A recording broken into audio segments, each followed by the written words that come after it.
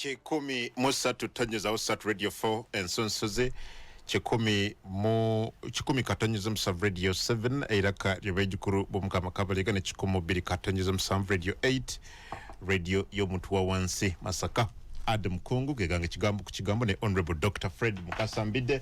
ngatunulira emisonga ngabwe zire ngabwe zitambula Honorable Kwaniriza neyanza nnyo muganda wange Kungu abatuliza banange mbalamusiza siyinza kwerabira kwongera kutwala mu kisa guno kwebaza bananyini mukutu guno nga bakulembeddwa Honorable Mbalamu mwebala okwongera okututeerawo empuliziganya zino nga zino kubanga zituyamba okusoma zituyamba okusomesa zituyamba n'okumanya ebigenda maaso ennaku zino tewakyaliwo muntu ayina sente za school fees zimala n'olwekyo abantu bangi abandi badde basobola okubaako bye bayiga tebalina school fees ze batwalayo okugenda okuyiga ebintu bino naye olwaleero bw'oteekako buteesi radio ng'eno n'oyiga ebintu byewandiweereddeyo sente okuyiga n'obiyiga ku bwereere tetuyinza buteebaza muntu yateekawo mukutu guno. Ensonga ey'okubiri ffe bannamateeka okuwa obuwi ekirowoozo oba kye tuyita legal opinion okubulira obubuulizi ensonga mu mateeka ku kintu ekiba kikuluma nga bweyina okuba nga bwefaanana oyina okusasula obuwanana bw'ensimbi bungi kati nga nze okukuwa legal opinion ku nsonga yonna oyina kusasula ate buli lawyer abaako ekiti kye ekyensimbi ezimusasulwa okusinziira ku bumanyirivu n'okusinziira ku buzito bwe nga bwe yeewulira mu mateeka nze nseera naye olw'omukutu guno mukama atuyamba ate netukikolera bwereere n'olwekyo twongera okwebaza abateesiteesi ne Adam kubanga obumanyirivu bw'okozesa okutujjamu ebirowoozo eby'ekikugu njagala nnyo okweyongera okubukwebaza abantu tebeebaza bantu nga bakyali balamu abantu bagera bafudde nze nina abasajja natunuulira omusajja ng'omukyala yatuusa okufa nga tamuwanga kamuli kakati omukyala bw'afa n'akwata ebimuli nga bizitowanga kilo 8 n'abissa ku ntaana kakati ekyo ekintu kibi nnyo abantu mubawe ku bimuli nga bakyali balamu muleme kubibawanga bamaze kufa n'olwekyo tukwebaza okyali mulamu Adamu mbanyi tugenda kufa naye mutonzi waffe yakola ki yasalawo n'olwekyo njagala okwebaza waliwo embojjadde ensoma omusajja kino kyogenda tisigenda kufa musajja mugagga badde yali mugagga si walanya think about a year ago mugagga omu wano mu Kampala yafa takoze kiraamu naye amala kufa abantu ne baga nti yali atya okuwandiika will ng'agamba nti buli wokola will obanga aganti ngenda kufenja kati nekyoyogera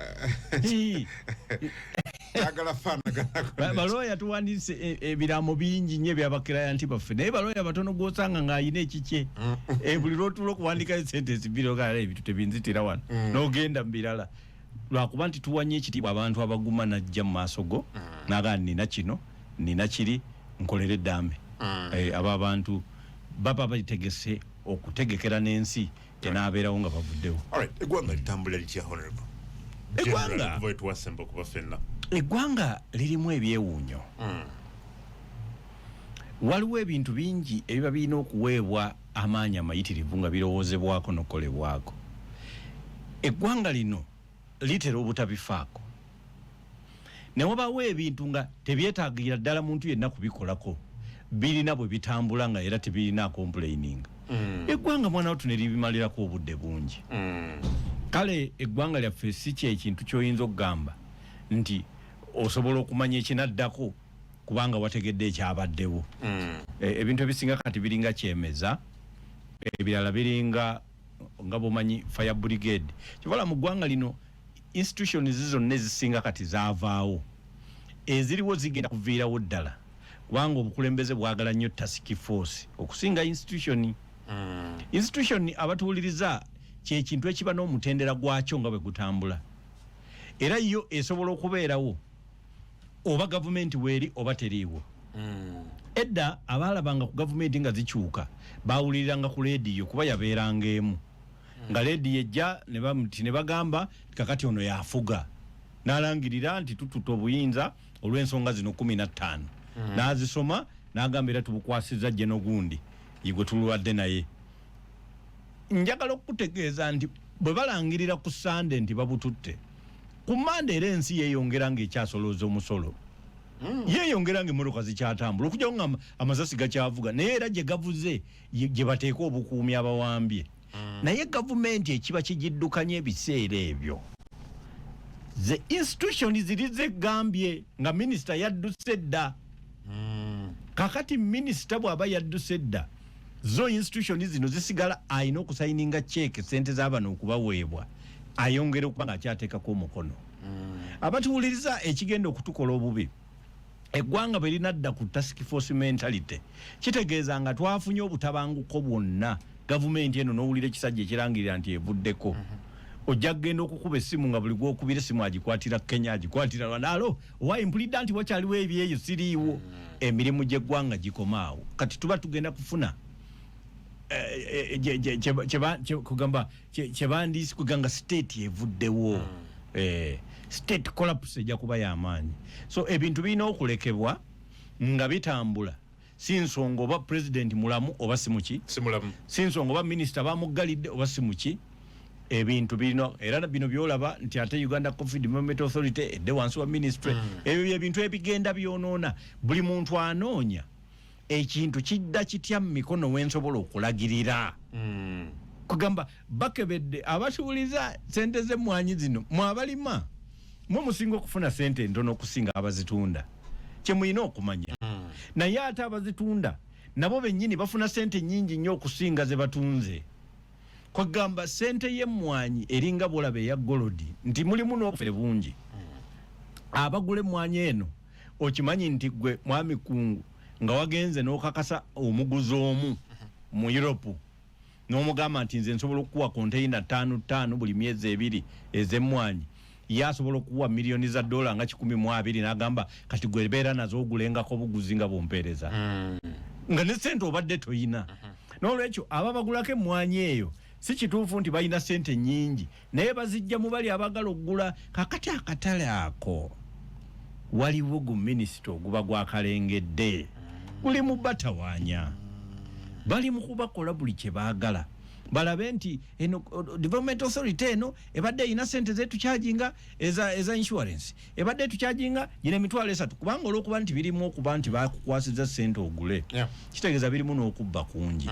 kati wateekeddwa okubawo emitendera emikusike eziyiza obubbi nga bw'owulira bino nti waliwo sente zoba nazo bagiyitaani ezo nti banka newe bagiggala waliwo akasente kakasigala nga koko obanja milioni 10 deposit protection fund ezibera protected million zirimeka kati ne mu mwanyi bambi waliwo eziri protected gibimtwalo ngesatu kugamba n'obwo obusente eri abwagala kati kugamba bye bizibu ebigenda maaso because esingo kwewunyisa ku nsonga eno nti almost buli region ya Uganda ababaka okuva Bugisu bakisimbire kuuli tulabye ababaka okuva no mu Buganda bakisimbidde kuuli ne walala but ensonga abamu bagiremedde ko bagatukyagala kiddeyo kigenderero kyekikusike kiri ku nsonga kati waliwo era bona anoonyereza ennyo ojja kutegeera eriyo omuntu asinga okyagala abeera waawo nga yakyagala nga mubbi nnyo naye nga ayina engeri gy'atuuka ku basalawe mu ggwanga esinga eyiyo aba n'engeri kuba sisuubira nti bino ebintu pulezidenti w'eggwanga yaba akyagala naye wabaawo abamulinaanye nga be bakyagala nga buli ddakiika bamubuulira ebigambo ye nalowooza be batuufu mwe abatakyagala alwawo okutegeera bye mwagala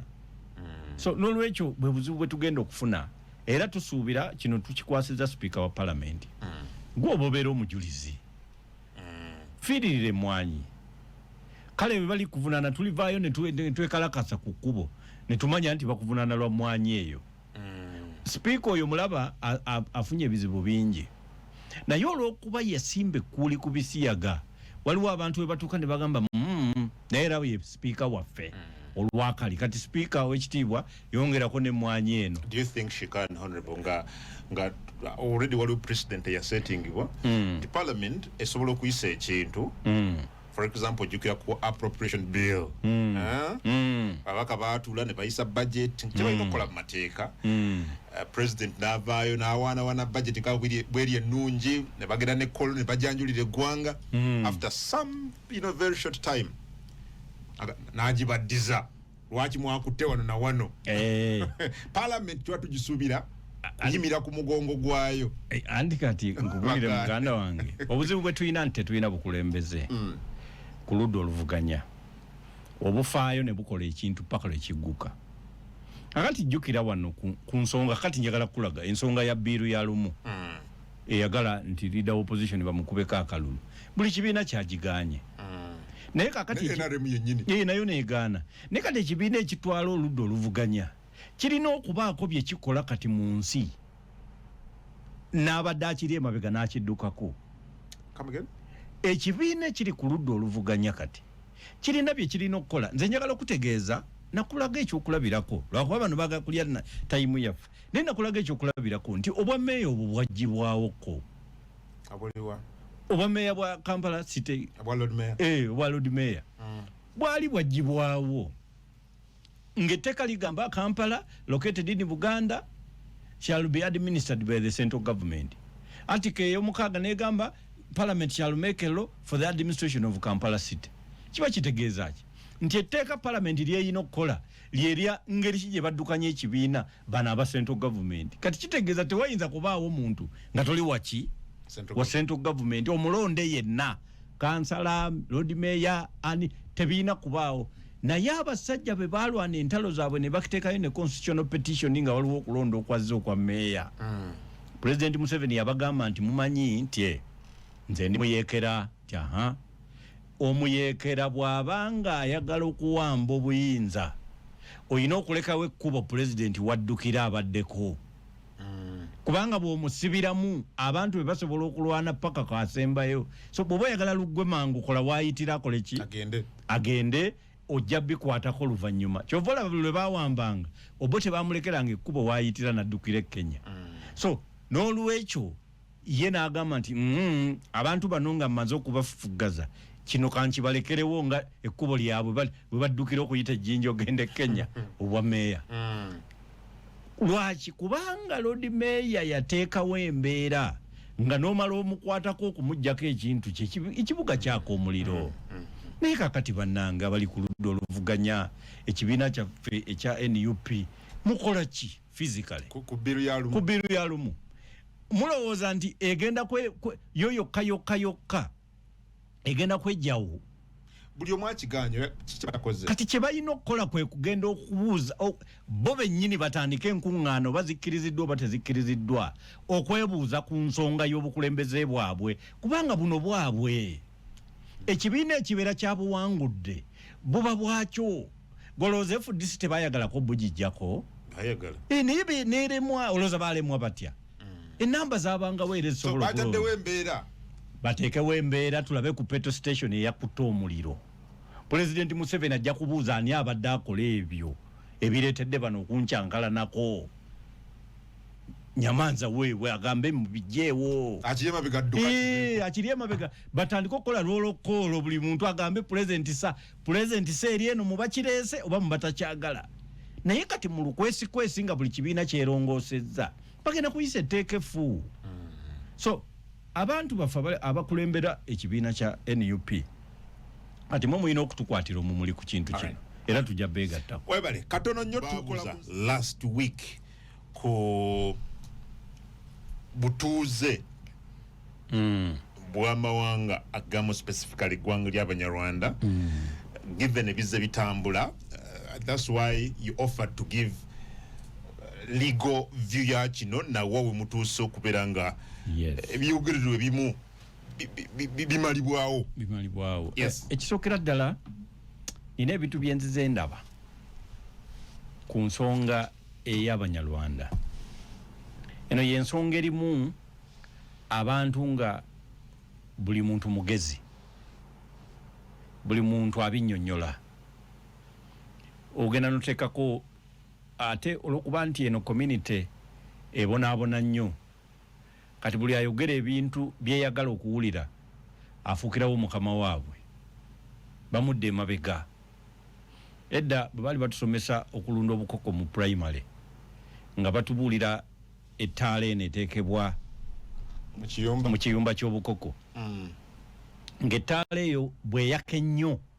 nebanga eyokya bwokya mugenda okulaba nga obukoko bugiddukako nga budde eri mu nsonda tebugisemberera naye nga bwebeera nga teyaka nnyo bujja ne bugyetoola okufuna akabugumu kubanga kaba kabugumu kakati abantu bano babonyaabonyezebwa ne batuuka ekiseera ng'ekyamazima buli muntu atandise okulabika nga ye solution yaabwe buli muntu n'alabika nga bwe buddukiro buli ndowooza neerowoozebwako nga bwe buddukiro kati ate abantu ne batandika okukozesa ekyo okutuukiriza ebyabwe bye baagala nze kyensinza okulaba mu bintu bino ensonga eno abamu bakozi ensobi nzija olumu neetegereza ebintu abantu bano bye bampeereza nga abagezi boogera abagezi mulimu abagezi bangi balinga bannabyabufuzi naffe mu byobufuzi tulina abagezi bangi n'owuliriza ngo naayogera ku Banyarwanda naayogera bajja omwaka bwe guti ne tugenda bwetti ne tuzaalibwa simanyi nnyina mwiru ani kakati waliwo abamanyi b'ebyafaayo njagala okutwala mukisa guno okubabuulira ti ensonga eruma Abanyarwanda si byafaayo si byafaayo byabwe ensonga eruma Abanyarwanda teyeekuusa ku byafaayo byabwe era ne solution yaabwe ku nsonga ebaluma tejja kuva mu byafaayo byabwe ebyafaayo byabwe bifaanaganya ddala n'ebyafaayo ebya buli ggwanga kuba buli ggwanga lirina ebyafaayo bwe kuba nga immigrants nti okubeera nga bajja buzzi kyekizibu buli ggwanga lyajja buki buzzi enjawulo lyajja ddi twava mu nsozi za Cameroon buli ggwanga lyajja buzzi n'olwekyo abantu okulowooza nti twajja ddi enjawulo ddi abakyoli bajja ddi abasoga oba bantu bajja ddi bantu bonna kati awo mutwalira Abaganda mutwalira abaki bonna bajja ddi eri ayinza okugamba nti kintu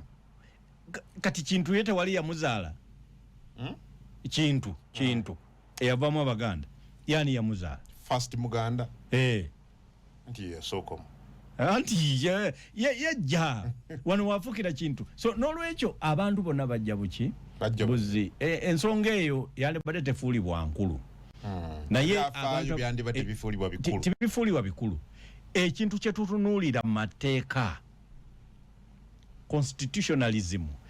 tunuulira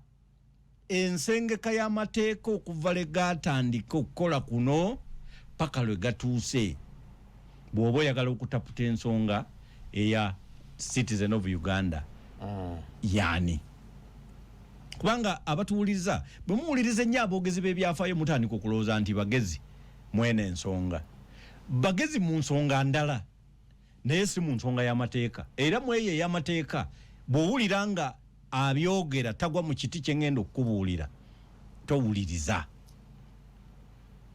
bw'oba oyagala bukulembeze obukulembeze bwo tebwetaaga kumanya bino era si kituufu nti omuntu okukulembera Abanyarwanda yetaaga abeere looya omuntu oba kulembera osobola okubeera kyonna kyoyagala naye okukulembera ensonga y'amateeka oyina kubanga omanya amateeka kakati nze ndi advocate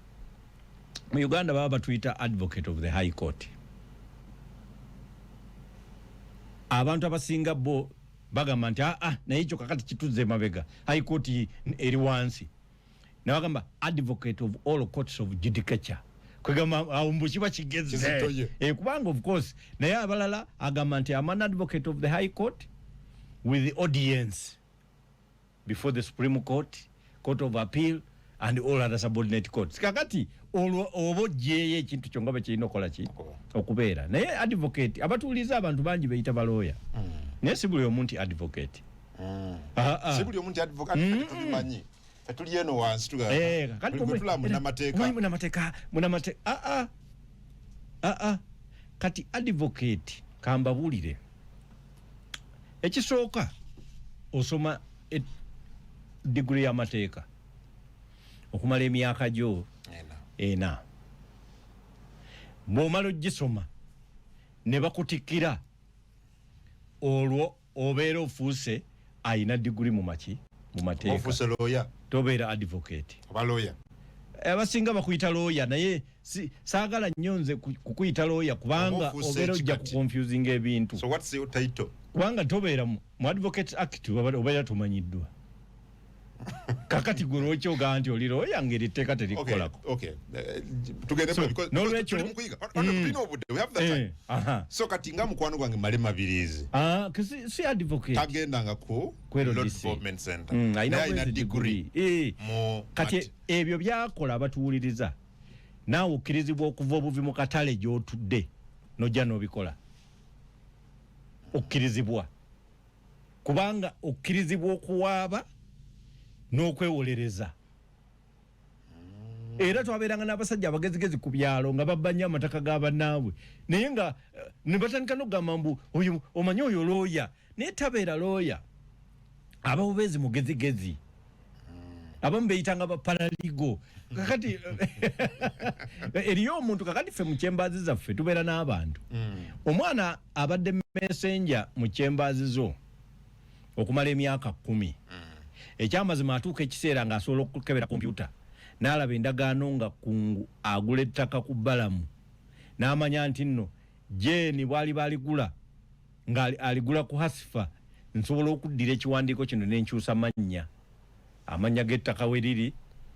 asobola n'okkuba ekiwandiiko. Abaana abo batuuka ekiseera buli kiwandiiko ky'omuwa agenda akifayiringa amanyi we bakitwala amanyi kooti gye bakitwala bakiraka bamakooti bakwano be bakiraka bakyembaazi endala bakwano be amanyi gye commissioningira ebiwandiiko gye banotarizingira. Kati oyo omwana aba n'olugezigezi lwennyini nti naye asobola okwambala ekkooti neyeyita munnamateeka ku byalo gy'ava. So naabo gye bali bangi. So bw'omala okufuna degree obeera tonaba kufuuka munnamateeka obeera kakati gw'ofunye degree mu kusoma amateeka kakati bw'omaliriza eriyo ate okugenda n'osoma gye bayita diploma in legal practice. Abatuwuliriza batera ate mmwe okubabuzaabuza waliyo diploma in law eyo si gye njogerako wano eri osobola ogisoma bw'oba wamala senior 4 senior 6 4 ne 4 osobola okugendayo ne bagikuwa. N'abapoliisi bagendayo ne bagibasomesa kuba eyo diploma in law yo oba osomye busomi kwagala kulingiza mateeka gye gabeera era bw'ogimala ekuyamba kuweza senior 6. So kyovola nti abeesifo bagendayo ne bagisoma n'aweza senior 6 owa senior 6 bw'ogenda n'ogisoma oba omaze obudde bwo bw'obanga ekigendererwa kyo oyagala kufuuka looya oba omaze obudde gwe wandigenze butereevu n'osaba ne bakuadmitting otandika okusoma degree y'amateeka. Naye abamu bagendayo gisoma singa abanga principal passes ebbiri zino teyazifuna ku senior ey'okumeka ey'omukaaga. So eno gye bayita diploma in legal practice obeera omaze okufuna degree y'amateeka mu university gye bayita recognized mu lisiti ebaamu. Toyinza kugamba nti nzukuse nga nange kungu yakoze sente n'akola ne university yatandise okusomesa amateeka lanzi gye nasomedde ab'ebitiibwa biwandiiko bibino baga nti eno mu lisiti tetukolaki tetugimanyi. Olwo olw'okusoma diploma mu legal practice ya myezi 9 ebiseera bisinga eba nzibu nnyo era omuntu agenda okuvaayo yabanga avudde ekimaka mu kutendekebwa amagye aba ategeera amateeka aba asobola bulungi okutaputa amateeka abitunuulira n'abitegeera mu kikugu eky'obwalooya. Naye era tobeera advocate kati atobeera ofunye diploma eyo kati olwo ate n'olyoka otandika okuteekamu empapulo okusaba ewa chief justice okuyingizibwa ku sematabo ennene gye bayita the role of advocates for Uganda. Era olunaku lw'okkirizibwa ng'omaze okuyita ebisaanyizo byonna byonna ng'omaze obituukiriza n'oyambala abatuwuliriza mutera okulaba olunaku luba lukambwe ennyo. Abaana bonna abaami n'abakyala bagira mu bigandula nga bitubeeramu nga tuli mu kooti nga bazze ku kooti enkulu Chief Justice nakuyimirira emabega n'owandiika erinnya lyo mu kitabo eky'abannamateeka b'eggwanga n'oteekako signature olobera erinnya lyo balitadde mu the role of advocates for Uganda. Kakati olwo oba okkirizibwa okuyimirira mu maaso g'omulamuzi n'owolereza omuntu yenna. Naye era si mu high court. Kakati kasita omala okuteekako erinnya ate era owangala w'akaseera ng'olinda gye bayita practicing certificate omala gifuna okuva ku high court. Ojjuza empapula n'ogenda mu Uganda Law Society n'osasula emisoso gyayo, n'ogenda mu East African Law Society n'osasula emisoso gyayo, ne bakuwewa n'olinya ku minzaani ne bagamba kakati gwe empapula zitwale kati ku high court. Kyokka jjukira oyina ne certificate of enrollment yaggwa nga omukulu akuyimiridde emabega, naye era ogenda n'osengejjebwa eri mu basemakadde n'oyitamu kati sebakadde ye mukulu n'oyitamu no kakati awo ne balyoka bakuwa certificate ekukkiriza omwaka ogwo okuwoza, naye towoleza mu high court. Owoleza mu kooti eya chief magistrate ne kooti eza wansi. Eno mu high court gye bambalire gandula tolinnyayo okumala era omwaka muki omwaka bulamba. So omwaka oguddako gitera kuba oluusi myezi 6 kubanga enrollment egenda nebeera wano mu makati g'omwaka. Kakati nga omwaka ate bwe guyita omanyi buli mwaka balooya tufuna certificate z'okuwoza empya nga kasita obeera ng'otusiza ebisaanyizo bye bayita continuing legal education. Balooya tetulekerawo okusoma. Ati bw'oba towezeza points 2 CLE points ogwo mwaka gwe toweebwa kipapula kukkirizibwa kuwoza. Era bangi babagamba nga yaliko advocate naye nga kakati guno omwaka talina lupapula. So n'olwekyo bw'omala omwaka ogwo gw'okuyiga okuwoza mu yorona, toyogera ku my road ibanga lyo lyonna eryo omwaka ogwo gw'omaliriza yorona yoshipu yoki kati awo n'olyoka okkirizibwa okujja mu high court. Abatuuliriza egyo gyonna emitendera nagiyitamu emyaka 13 emabega. 13. Dr. Fred Mukasambidde mugwe mu program kigambo ku kigambo. Dr. Esebu tubadde tuwadde background ya buyigirize bwo n'obukugu bw'olina mu mateeka. Bade no sinagimalayo. Kakati nkutuukidde wali we nkugamba nti ne olwo nze yo nagiyitamu emyaka 13 emabega. Naye eriyo obukugu bw'ojja ofuna obulala okusinziira ku bw'otambudde mu mateeka. Kati obukugu obw'okufuuka commissioner for oath nze nsobola okukulayiza nga bakuwadde office. Si nsonga abo bakuwadde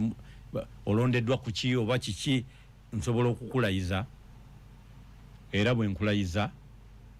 ekyo ekirayiro bw'okimenya ne guba musango. N'olwekyo ndi ku ddaala lya commissioner for oath.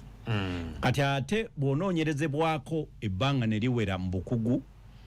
ne mu kubeera nga toli mubbi, toyina misango gikuvunaanwa egy'aba client bo na biki n'ebirala n'obusobozi, ate n'olyoka oteekebwako eddaala erya notary public.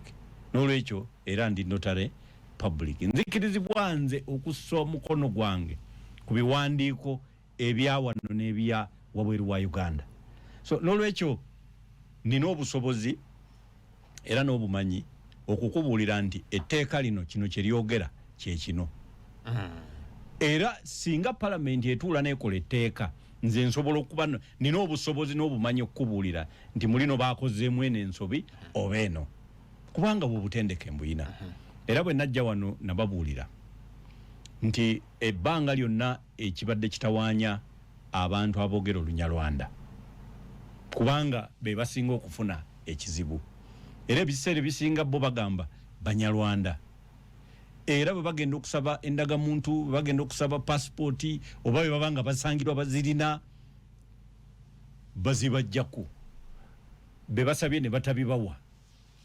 abamu ne babaggalira ne makomera, abamu teboogera naye batuukibwako ebintu ebirala bingi. Ne mbagamba nti ekizibu ekisookera ddala kiri kuteeka engeri gye lyakolebwa ssemateeka wa Uganda. Abo bo nabo balina paati eyaabwe. Waliwo abalina akatijjo, kubanga tuba n'ekiseera abantu abogera olunyalwanda lwe bafunira obutakkaanya kubanga obunyalwanda twandigambye nti omunyalwanda ekyo ekintu abamu bagiyita nationality gwanga naye Kabila. oba ethnic community eyo ethnic community si kigambo kya mateeka ekyo ekigambo kiri sociological oba kitegeera era nze neewuunya lwaki abakola ssemateeka wa Uganda ate baddira ensonga ekwata ku mateeka eya citizenship ate ne bagamba nti obujulizi obukakasa nti oli citizen ate buve mu kintu ekitali kya mateeka ekiri sociological nabagamba nti Kabila nti omuntu munyalwanda ekyo tekirina oba mwogezi wa lunyalwanda alunda ente oba kola kino ekyo si kya ggwanga si kya nseemu ekyo kiri mu nsi endala nyingi it is extraterritorial kiringa bwogamba nti wano okubeera munna Kenya olina okuba nga ova mugana amawanga kati mugamu ku mawanga n'otekamu ng'oli mu Somali ng'oli mu Kikuyu ebyo ebintu bitambula ne biva eno ne bituuka eri kakati tulina abantu ababa mu Western Kenya ebintu empisa zaabwe zennyini zifaanana n'ez'Abannayuganda babalinaanye Bakaramojja baani bateeso so kakati bw'olaba abantu wano abasaamya abasaamya bye bakola aba Uganda n'abasaamya b'e Kenya bye bakola abagishu ba Uganda bayina basala embalu naye bwe baba bazisala bo ensalo tebaziraba kuba ensalo zaffe abatuwuliriza si matafaali ndi bazimbawo ekikomera era bo badduka obanyonyola bunyonyozi nti we muli wano we mugisaze musaze banna Kenya kakati ebyo ebintu tosobola bikozesa kunnyonnyola ani Munnayuganda so n'olwekyo ka information obusomenye bakajjira dali ne minister Kabyanga Baluko omusajja mukonjo wano yanga nti abakonjo ate basinga mu DR Congo mu Uganda webali ne Congo webali naye abasinga obungi bali side zeri mu Congo naye ate abakulembera omusinga ali eno era nabo baverine ne bajja ne bavunama ew'omusinga eno in fact yanga nti ye ng'omuntu alina ne nnimiro ze n'ebirala biri mu Congo era ye ng'omuntu in fact alina era n'ekisinga omutawaanya wabeera intelligence reports olwokuba nti ye ng'omuntu mutendeke mujaasi yali magye buli lwe baleeta intelligence reports eziraga nti ayagala kukola ggwanga lye ye bamusaleko gavumenti eno gwe kumukolako ebintu bye yamukola so n'olwekyo ekyo kyoyogera kituufu kakati tosobola kuddira nti kakati abakonjo bw'okubeera Munnayuganda citizen of Uganda by birth olina okuba nga oli mukonjo kati ekyobukonjo bw'okyogerera e Congo DRC kati ate bakugamba abantu baffe obaagazaaki so n'olwekyo si kirungi kukozesa ethnic community ng'oyogera ku citizen by birth njagala abantu baffe abatuwuliza mbawe ekyokulabirako what is the problem we have now because Abanyarwanda bali mu ssemateeka wa Uganda as a tribe so what is the problem at stake what is the issue now tebaliimu mu ssemateeka kakati waliwo listi erimu indigenous ethnic communities era kyekintu kibuzaabuza nnyo balooya kyababuzaabuza nnyo naye kati ntandise okuwulira nga tutambula wamu kubanga twabagamba nga tutandika nti Abanyarwanda babajja mu ssemateeka naye ne bawakana kakati abamu bayogera ne bagamba nti bw'okebera article 9 oba akawaayiro namba 9 akassemateeka wa Uganda kagamba nti omuntu abadde nga Munnayuganda nga ssemateeka ono tannatandika 1995 ye ajja kweyongera okubeera Munnayuganda ng'atandise kagamba katya nti omuntu abadde Munnayuganda nga constitution eno tennakolebwa ajja kweyongera okubeera Munnayuganda ng'ewedde oba kitegeera meaning okuyokulabirako tugeze mbadde musoga before 1995 kati obusi Munnayuganda ye citizenship kakati zinga mbadde Munnayuganda era obuzibu abakola ssemateeka bwe bakola balowoleza mu mawanga kati buli lwolowoleza mu ggwanga you miss the point kubanga eggwanga amateeka agalikolako tegabeera national laws It is so international Uganda chechi. Kati a citizen What of is Uganda being a citizen of Uganda? by birth. Nze kyenjagala okukolako. Kubanga biri ebirala byangu. A registered citizen is a. Kati article 9 eno gye bagamba nti yagamba batu saving nga tebatujjamu nga 1962 bwe yatukola era bwe bali. That does not apply to a citizen by birth until you go to article 10. Just a second. So article 9 eyo egamba Semateeka wa 1995 egant singo badde mu Uganda. If you have been a citizen of before Uganda, this yayogera ku citizenship. You continue to be a citizen of Uganda. So akati obuziza bulungi kati ekyo ekintu kiwedde. So the next question is, which citizen are you? Oba kitegeera kati awo otandika okulaba citizenship yo ng'otandikira ku article 10 eyo gyakugambye nti ya continuinze. Oba kitegeera kati kiri eyo provision eyamba nnyo ababadde ba citizen by registration. Tekiwandiiko kyo kisigala kikyaliko. Ono asigala akyaliko. Bw'oba badde naturalize nze osigalo kyaliko. Bw'oba badde walise wafuuka citizen kubanga wafumbira mu Uganda osigalo kyakola ki? Na yes, citizen of Uganda by birth was succinctly described nti yani ekisooka a minute. Doctor. Today. So abatuuliriza mulina okutegeera akawaayiro kano singa kayagala otugenda mukumula ko mbadde mbabuulira kati who is a citizen kati nze nakugambye nti eri gye bandiise transition oba gye bandiise transitional provision nti citizens whoever is a citizen of Uganda shall continue to be a citizen after the passing of the new constitution. Ekyo kitegeeza nti bw'omala okukasoma ako kati ng'oddayo eka ng'okebera nze ndi citizen kikaaki bwe mbanga mbadde muyindi naye nga nasaba obutuuze ne babumpa gwe obutuuze bwo bukyeyongerayo. Bwe mbanga ndi citizen of Uganda by birth kitegeeza nkyeyongerayo kaakati naye weeyongererayo within the meaning of the constitution. Constitution nejja ekugamba nti who is a citizen of Uganda by birth ne kumenyera mu article 10 abantu bano wammanga nti ojja kuba mu Uganda omuzaale singa otuukiriza bino wammanga. Ekisooka osobola okuba ozaaliddwa wabweru w'eggwanga oba wano mu Uganda. Kyekisooka okuzaalibwa wabweru oba ki oba wano, naye nga omu ku bazadde bo oba bajjajjaabo ateekwa okuba nga yali memba mu gye bayita indigenous ethnic community in Uganda as at 1st February 1926. Omanyi awo balekayo bw'oba osoma amateeka togasoma nga abapasita bwe batera okusoma ebyawandiikibwa. Ogamalayo. Nja kuba nkibaddiramu nti bw'oba oyagala akakuŋŋuntaako akabala nti oli Munnayuganda katandika nga 1 February 1926. Akakuŋŋuntaawo we katandikira. Wateekeddwa okuba nkikakasa toyinza kubanga waliwo kubanga 1926 omuntu okubanga yaliwo kati aba n'emyaka emeka? Emyaka nga 10 mu 2 mu meka. Myaka nga 10. So gikunukiza 10. N'olwekyo mmwe boogera ku bajjajjammwe 98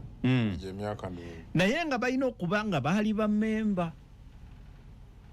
Omanye ekigambo memba abantu abamu tebakyawula naye bwe muba mugenze muteeka mu kutaputa memba tekitegeeza omuntu eyajja before 1926. Akitegeeza memba eyajja edda 1910 obeera olina kubanga waddayo dda mu 1910 gye wava. Tobeera memba ekyo gwe tekikufuula memba. Balooya abamu ndaba bakyabuzaabuzibwamu era bagamba nti kakati abamu bajja 1900 era kyova olaba nti ogenze mu byafaayo. Eno ensonga si ya byafaayo. Eno ensonga gye baakola wano enkyamu ennyo ya 1926 gye twagala okutereeza si ya byafaayo ya mateeka abatuuliriza 1926 nga tennasazibwamu abantu abogera olunyarwanda bangi si bannayuganda era twagala esazibwemu mu binku birina okukyusibwa ekikyamu kigirimu kiri bwe kiti aboogezi b'olunyarwanda abasinga bajjajja baabwe bajja wano okukola emirimu egy'enjawulo ng'abafuzi b'amatwale bazze ne babazaalira wano ne batata baabwe ne babazaalira wano ne bamaama so n'olwekyo si kyangu ggwe kulowooza nti olina ebyafaayo ebigamba nti oli member wa indigenous economic community indigenous ethnic community wano mu Uganda toli member akakawaayiro aboogezi b'olunyarwanda babiti bingi kabajjamu ne batabeera bannayuganda era ne babeera nga balowoozebwa nti bansi ndala bannansi ndala gye tutanamanya kuba mu ssemateeka tebagyogera kakati layini eyo eyogera ku biseera bye baasala ensalo zaki eza Uganda Protectorate naye abakola Uganda ne basalawo bazikuume nga z'ensalo za Uganda omanye abantu abamu balowooza nti ezo ensalo ezaasalibwa yali Uganda eryo lyali twala lya Bungereza nga bwoba n'ekiraalo ky'ekyente mwokuumira ente ezo tezisala wano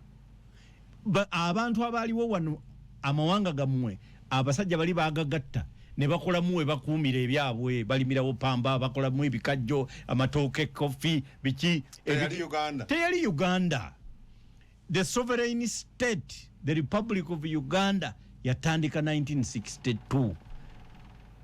era yatandika ekozeddwa ne ssemateeka ng'akoleddwa basooka na kuyisa teeka gye bayita Independence Act 1961 mu palamenti y'e Bungereza gye lyayitira si wano singa yali Uganda lyandiyitidde wano act eyakkiriza Uganda efune independence bagiyisizaawa Bungereza olwo wano ne mutandika okuyisa ebyaffe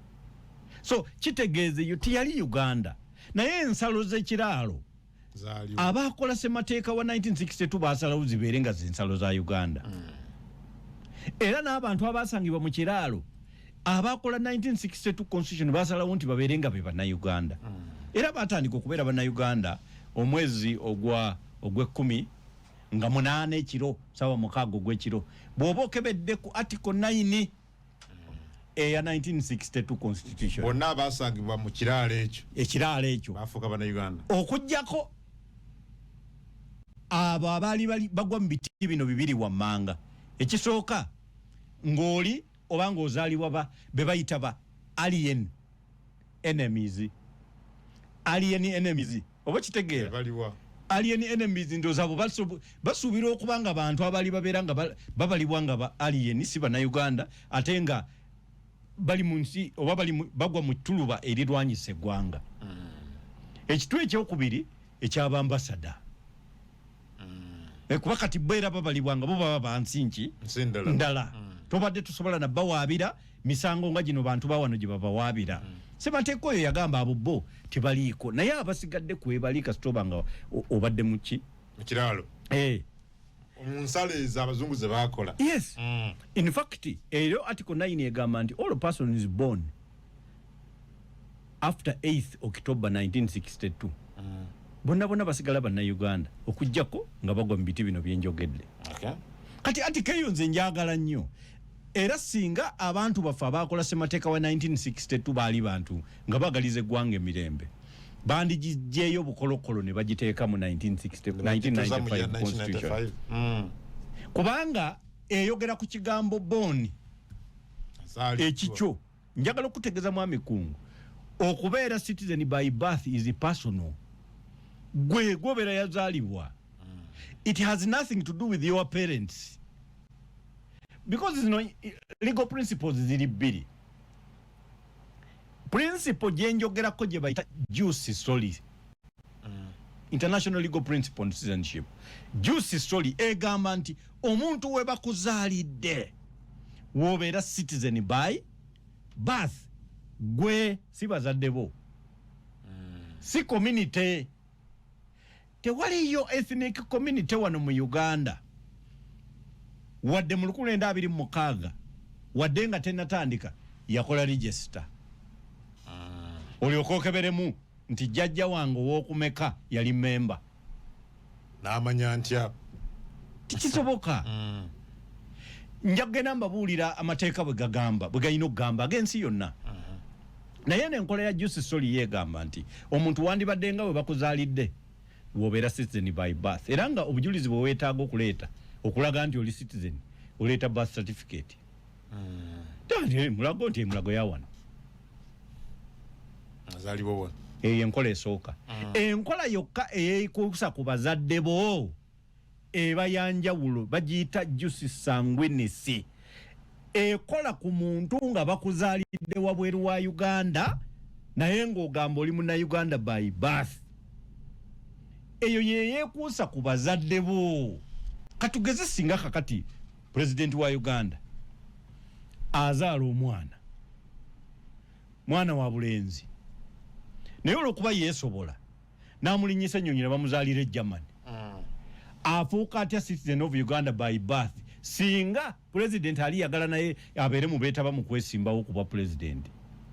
abatuuza mukitegeera mutabani wa pulezidenti Museveni katugeze bamuzaalidde e Germany abeera atya citizen of Uganda by birth eyo gye bayita justice sanguinisi nti abazadde bo babeera nga ba citizen ba wano by birth gobeera citizen of Uganda by birth enkola ziri bbiri simanyi bawulirako kye nawulirako ziri bbiri sooka nawulirako honorable yali Muhammad Nsereka I think at some point General, for example General Muhoozi yazaalibwa Tanzania I don't know ngagamba oyo toba citizen by birth oba tali bwe kityo bazadde bombi banna Uganda but mbu yazaalibwa Tanzania teyagisoma article teyagisoma bulungi ekyokubiri tulina omusambi w'omupiira bamuyita Kapradosi na Uganda maama we Mukongo taata we Muyitale naye yazaalibwa wano ensambya ndowooza yayitibwa ku national team ya Uganda kubanga citizen of Uganda by birth okujjako nga maama we oba taata we bagenda omuzaala nga bo bali mu embase ba diplomati ya nsi ndala oba kitegeera abo bo babeera bali mu nsi ndala wadde ng'eri located kati wano kati ambasada wa America bw'azaalira omwana wano mu Uganda eri mu embase yaabwe oyo omwana talina weeyekuusiza ku Uganda mu embase yaabwe kuba muli mu embase bali mu America ate mu ddwaliro wadde ali mu ddwaliro naye olwokuba bali mu embase eyo America okay oba kitegeera kubanga osaawa eno tosobola kudduka misinde n'oggula omusango ku ambasada wa American Embassy n'omuggulako omusango wano mu high court era ye tebasobola musalira nti bamugibe yoyo bwe wabaawo ekintu kyonna ekimukutte kyaba nga his conduct has fallen by the wayside of the law ye kye bayinza omusalira kiri eki omutika kunyonyi mudikiraringa persona non grata nti ye kati takyakkirizibwa wano naye tosobola gamba nti ekiriwo omulamuzi amusalidde tosobola musalira so olwokuba tosobola muteekako ebyo tasobola kuzaala munnansi because ng'oyo omusambi w'omupiira abantu bangi beewuunya ku bazadde be tekuli n'omu munnayuganda tukiraba naye ate asambira ttiimu yaffe y'eggwanga atunulibwa nga munnayuganda maama Mukongo taata Muyitale naye olwokuba nti baaliko wano era ne bamuzaalira wano mu ddwaliro ensambya kati bakyamu musemateeka wa Uganda talina kuba munnayuganda naye ekyo olwokuba kyabakolera bamufuula munnayuganda naye nga bakyamu semateeka bw'aba tannakyusibwa oyo si munnayuganda kubanga semateeka alina onule legal principle emu gy'ali recognizing owa Uganda ye justice sanguinisi egwa ku bazadde bo either of your parents gwe ng'omuntu azaaliddwa tebalina na article yonna ekwogerako nti gwe osobola okufuuka obujulizi tekirawo kiri mu mateeka tikiriiwo ate era kiba kikyamu bwe bava ku ekyo ne bongera ne bagamba nti either of your parents sanguinisi eyo baagala ogikozesa mbu must have been a member kati ate ne bagenda ku indigenous ethnic community njagala okubabuulira ethnicity mu mateeka g'ensi yonna batusekerera abakyagifaako first of all it is negative oli okugamba nti oli mu Nyankole oli muki ebyo bintu they can be negative utterances or references. Hey, kubanga kugamba nti Harris omu American nti black. Black American, it has got some negative connotation in it. Era tusobola kweyanjula obososo kuba busosoze mu bantu abali mu nsi kati ezitambula ebyo tebakyabifaako tebakyabyogerako ebyo mubyogerako nga mubikozesa sociologically kukuza buwangwa. So n'olwekyo Ssemateeka wa Uganda wateekeddwa okuzibwawo principe eno eya juice soli ey'omuntu nti oli born in Uganda nti oli muna Uganda eyina okuzibwawo. Eyo bweggwa olwo ne tuddayo sanguinisi eri mu article 10 ate sanguinisi bweggwa ne tujja mwaka aka 1926 ne ethnic community tibikyakola tibikola makulu because tuli mu kola provision eyogera ku munansi eyebeera ya municipal law liba teeka lya ggwanga ate nga ethnicity ebeera international law. So tosa bigatta. The last show we did here, Honorable, wayogera ekintu abamu kuba ntu abankubira amasimu it was so alarming. Aganti wagam tibetulaba wano abangi abanyarwanda abamugiro olulimi abanyarwanda siba na Uganda. And some people very big people actually called me and they said that is an alarmist statement. I don't know whether you need to clarify more what you meant. Era batuuliriza ekigambo alarmist kiba kitegeeza okusasamaza. Kiba kitegeeza nti gwe tosabiseeko wadde ekintu okyogedde nga bwe kikola ki nga bwe kiri gwe musango gwe banvunaana mu eyo statement gy'okoze. Ndoza naye bangi bankubira ogenda kuleeta obusambatuko ogenda kuleeta bino ogenda bangi era bwe ngamba bangi nkakasa nno abo buyinza bangi bankubira okubira ddala waggulu paka wa naye bw'oba onaalongoosa ekituufu olina kyogera nga bwe kiri oyita mu kusala na kyambe. Omuntu atayagala mukwasaako kaso tebayinza mulongoosa mujja mu kimuluma kubanga gano ge mazima. Provision eyo yeekozesebwa aba internal affairs okumma omuntu yenna ayogera Olunyarwanda passport ye. Provision eyo yeekozesebwa abanira okujja okumma omuntu yenna ayogera Olunyarwanda endagamuntu bayita mu mateeka nga bwe gali era gye bagenda okukozesa singa tetugikyusa kubanga kati tugenda mu renewal eya national IDs gye bagenda okukozesa buli muntu agikomyawo obutamuddiza. Maybe if you could give us a recap. Lwaki olowooza nti abanyarwanda bangi kati si banna Uganda? Kubanga bajja buzi. Ekigambo munyarwanda kitegeeza kiringa kugamba muva Bulaaya. Kati it is simple. Muva Bulaaya aba muki? Ataba munna Uganda abavudde Bulaaya. Omunyarwanda aba yavaawa. Aba yavaawa. Ndaba mu Ssemateeka wa 95 nti banna Uganda yeri mu mawanga. Ekyo baakiteekawo as a clog. Naye bonna abaakiwandiika n'abaakiwagira beetuuma amannya amalala. Beeyita abahololo, beeyita abafumbira, era abamu kati beeyita n'abanyankole, abalala beeyita bakiga. Kubanga bamanyi nti kiri kye bassaawo baakissaawo kukakkanya puleesa y'abana abaali bagye bataddeko naye ne bakijjawo mu kawaayiro ka Article 10. So naye bw'oyogera 1926 oba oyogera ku nsalansalo kakati njagala okutegeeza gwe era waliwo ne muntu wemugenda wulira nnyonnyola naga nti anti mwana tuno teyali munnamateeka naye nalaba nga byayogera ate bya kigezi. Yagamba gwe bw'oba oyagala okumanya oba ddala oli muna Uganda nti Uganda eno kitegeera baagatta mawanga ag'enjawulo gikola nti kaakati gwe okumanya nti oli muna Uganda oyina okubanga bwe bagajjawo ne bagaa tubivuddemu ebya Uganda oyina eggwanga mw'osigala lye baali bagasse. Kakati omuntu waffe ave Masaka Kiboga na Kyankwanzi gwe kyakufuula muna Uganda si kugatta mawanga kujja okujjako ng'osibuka Mpololo osibuka Kisolo osibuka part of Kigezi wali oba kitegeera gwe era bali ku passport office baba bali mukuwuliriza ovaawa bo bakutegeera kasita oyogera nti taata ne maama nti Banyarwanda nga bagamba katutandise okutegeera maama yavaawa bw'otayogera ku ezo district nga basirika taata yavaawa era naye bw'omugamba nti Masaka ng'olowedde nga bonna Banyarwanda naye baava eno munda kitegeeza abajja obuki abajja obuze jajjaabo bakola kinti kakati ebyo ebintu bye bakozesa okumma abantu so bana bakulembeza nti bajjajjaffe bajja wano mu 1992 baba balina kubanga baddayo dda kubanga okujja tekikufuula memba owa indigenous tekitegeeza eyajja kitegeeza nansangwa abo abajja edda ennyo be basangawo be bagamba oba kitegeera bwe wawajja toba tekikufuula indigenous gobeera bwezi kawo kadda nakale wali wadda naye bagamba kansangwawo oba kitegeera gwowedde ennyo abo be wasangawo bibiri asangwawo ne kawo kadda kati bakawo kadda bali mu kweyagala wajja dda naye toli memba kansangwawo yeki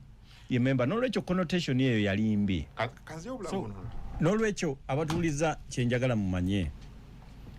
nti embeera ey'okugamba nti bajjajjaabo balina okuba nga baali bammemba aba indigenous ethnic community mu Uganda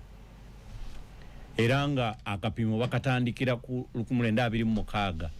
obeera indigenous okutandikira ku 1926 indigenous kitegeeza nga oli nansangwa naye nga apima atandikidde ku eyo kw'omwogo omwaka kiggalirayo abantu bangi naddala nga okubeera kwabwe mu Uganda tekwava kusala nsalo nti ebitundu byabwe ne bisalibwa ku ggwanga lya Rwanda kati abantu abasinga tebamanyi nsonga eyo waliwo abantu ng'ekyamazima boogera Olunyarwanda kubanga ekitundu kyabwe bwe baali babeera kyasalibwa ku Rwanda nekiteekebwa eno mu protectorate ya Uganda naye eriyo aboogera Olunyarwanda ekyamazima nga baava Rwanda ng'era abantu abalala bonna bwe baava mu nsi endala kubanga Uganda yali tennabaawo Uganda etandika okubeerawo mu 1962 ye Uganda era gye bayita common siiru gye bayita biki National Anthem Act bena tubiyisa nga eggwanga litandise 1962 kati kitegeeza nti buli muntu amateeka aganyonyola obunnansi gatandikiraawo ate era nagamba abantu nti kale ne bwe bandyagadde gatandike nga 1962 tennawera abantu abaali bannansi ba Uganda baali mu kiti ekya Protected Persons of Great Britain era etteeka eryali bakolako yali Protected Persons Act 1949 lyakolebwa 48 netandika okukola mu 1949 kakati ate gwe otandika otya okubanja omuntu aleeta obujulizi obw'ebintu ebyabaawo nga etteeka terinabaawo erikola obwannansi so n'olwekyo ebyo byonna byali bikyamu well ate kino kyewagamba last show gye twakola nogati abantu abali mu bitundu wati wali mu bitundu bwe noyogera ku ma district agenjawulo ama district ako nagabagamba genkugamba nti oli okuteekawo ensalo ng'etemebwa kitegeeza gwe atasibuka mu district wali Empororo Ntungamo Kisoro bw'obanga gwe nsibuko yammwe malaalo g'abajjajja tibiriiwaawo gwe si gwe Munyarwanda oli gwe boogerako mu ssemateeka si gwe Omunyarwanda gwe boogerako mu ssemateeka alina okuba nga agwa mu kiti ekya 1926 abantu baffe bakola kukozi bwe bati abeerwana ne basigala eri then kati bana abeeno ne basigala eno bana Uganda so bw'oba tonnayogera nti Abanyarwanda mwe bali mu ssemateeka olina okumanya Abanyarwanda abali mu ssemateeka be baliwa be bagwa mu kiti kya 19 be b'ensalo bano ababeera ekiboga nga bwe bazaalibwa bajja batambula Kyankwanze Luddawa abo si bannayuganda mu nteekateeka y'etteeka lino ebbi eryakolebwa ekitooka teriyina nsibuko 1926 terina nsibuko mu mateeka ga Uganda agagaba obunnansi kubanga mu 1962 eno tebagiteekawo lwaki kino kiri ku Banyarwanda okusinga nga ate tulina communities nyingi ezifaanagana ku nembera abanyarwanda mwe bali for example nga boyogedde abasamya ina abasamya Kenya nga banna Kenya tuna abasamya nga banna Uganda tuna abakonjo banna Uganda tuna abakonjo ba Congo kakati bonna kibakwatako naye kisinze kwata kuba n'abogezi b'Olunyarwanda okusinziira ku nkolagana ya Uganda ne Rwanda ezeekyuka olwo ngenda ku bikyamu kibyo immigration byekola mu mateeka g'eggwanga mulimu engeri gye balina okujjako endagamuntu ebikyamu esinga bikola ku kuzibajjako abaali bazifuna kubanga ekyamazima abazirina nga temugwa mu kiti kino muzifunira mu bukyamu era nina ne bempulira ng'akuba essimu n'akubira minisita ku Ngomana ne bamuwa endagamuntu n'agenda n'afuna passport naye nga tagwa mu kiti kino ekya 1926 kitegeeza ogimufunidde mu bukyamu ne bambi weebale oyambyeko naye we bamala okukyusa ebiwandiiko bino tajja kuddamu gifuna olina kusigala nga buli lunaku okuba essimu kyokka eriyo omulala yatasobola nakufuna abo beetaaga tteeka libeere elaborate nga tekyali anoonya muntu kumufunira biwandiiko so mwagala tereza kiki so enjawukana eno ereetera gavumenti okuteeka essira ku bogezi b'Olunyarwanda lwebezeewo oba kitegeera kati okuteeka essira ne kujja kusanga etteeka ebbi so kakati bano ne batandika okukwata nga bakusanze nayo busanzi ne bagigaaya ozze oyogera mu katini ne bakugaana oba kitegeera so nga emitendera giraga egy'amateeka amabibi byeragali mu ggwanga nti okukujjako endagamuntu olina kubanga owuliriziddwa waliwo procedure mu balina gikujjirako naye bano bamenya mu mmenye tukusanze ne passport nti erimu stamp yeno nti tugimenye kakati ebyo nabyo bijja biyambako bibanga bolaba bagamba sirimu tatta naye yakumalamu obutafaali obulwanyisa endwadde kati nga nesenyiga akutta so kati embeera eno ebeera emenyese ereetera bali okukola ebyekyejo n'ekitigi ne kabampaane eriyo abaagala okukuuma emirimu n'ayagala n'okufuluma olujja lwa passport office agobe emisinde omuntu gwamye passport kugamba nga olaba ayagala kulaga nti akola nnyo abo nabo gye bali so obabubo bamenye etteeka mu nkola eyo so muganda wange Kungu kyenjagala abantu baffe bategeere kyensonga eriwo yakukyusa mateeka tulina okusazaamu eno 1926 tekola tukozese ya 19 tukozese provision eya juice soli ti omuntu gwe bazadde bakuzaalidde mu Uganda oli muna Uganda bakuzaalidde bweru bazadde bombi nga bana Uganda oli muna Uganda abantu batandika okweyagalira mu nsi yaabwe kikola kiki amalala amawanga agasingira bwe bakola njagala okutegeeza kati ne bwolaba mu Amerika gyesinga okukulirizibwa ennyo amawanga agasinga tegalina bizibu bino n'agayina ebizibu bino galina okulagirwa waliwo kati eggwanga eri Tanzania waliwo omwami bamuyita Anudo Anudo era ogwo musango gw'amaanyi nnyo mu kooti eya African Court on Human and People's Rights gwe Tanzania eyo omusajja yazaalibwa Tanzania bwe yamala okuzaalibwa akuliddeyo atandika okwagala okuwasa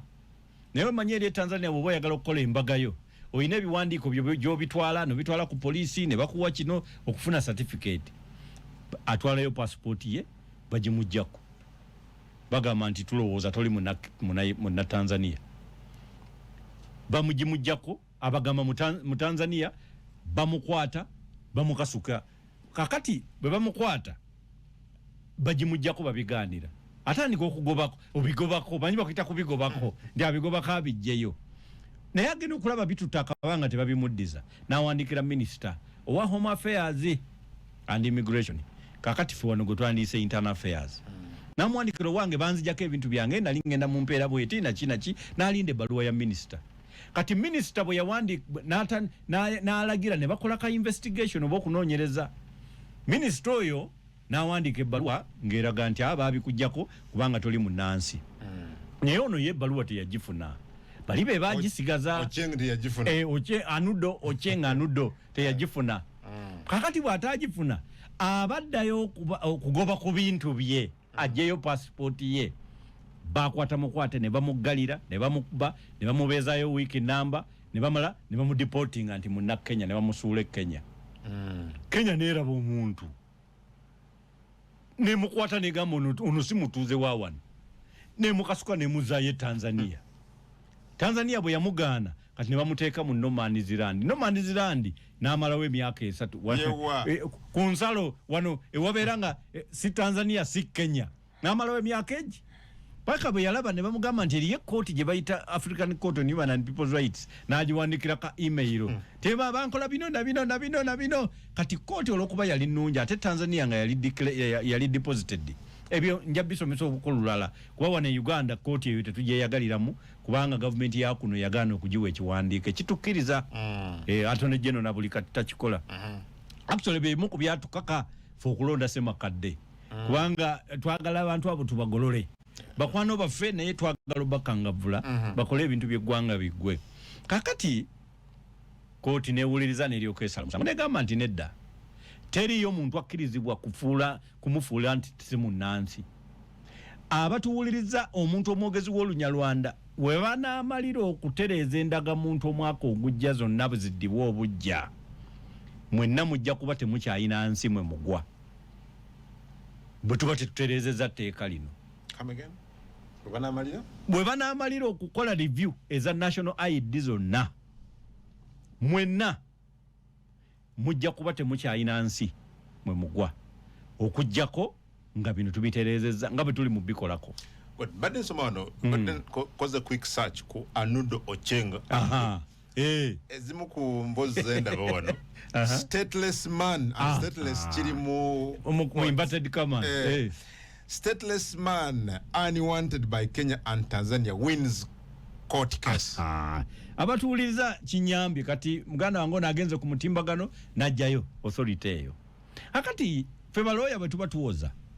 tukozesa nnyo emisango egyasalibwa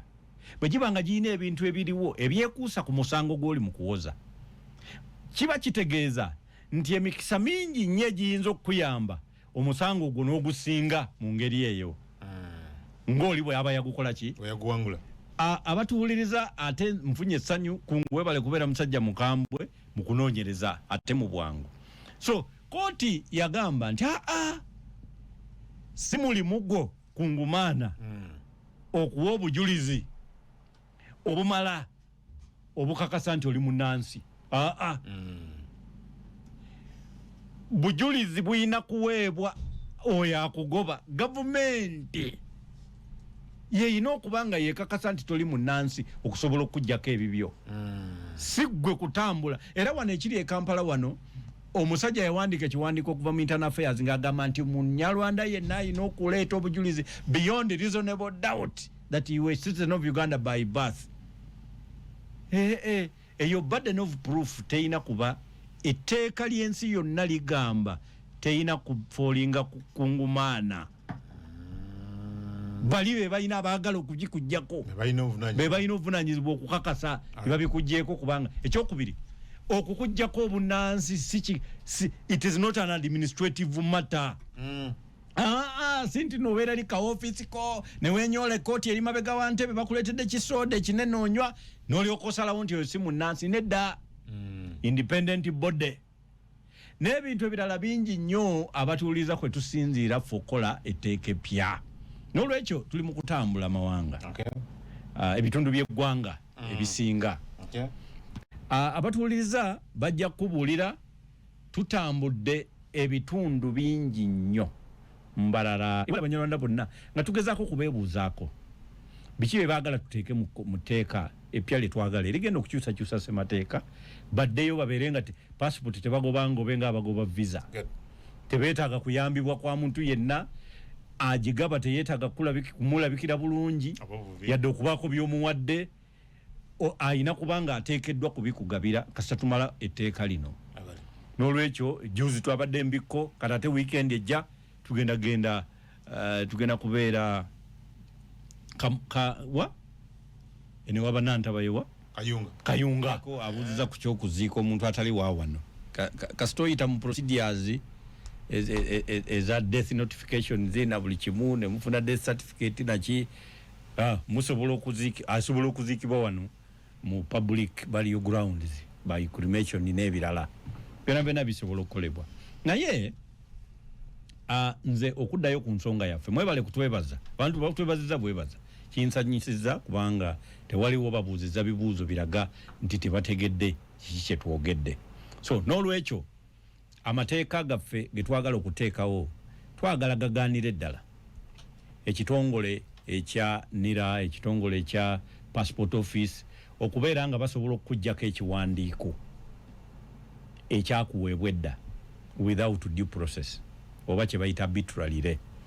okukujjako ebiwandiiko nga bo bennyini era be basazeewo ne babikujjako ekyo kirina kukolebwa kitongole kirala ekitali bo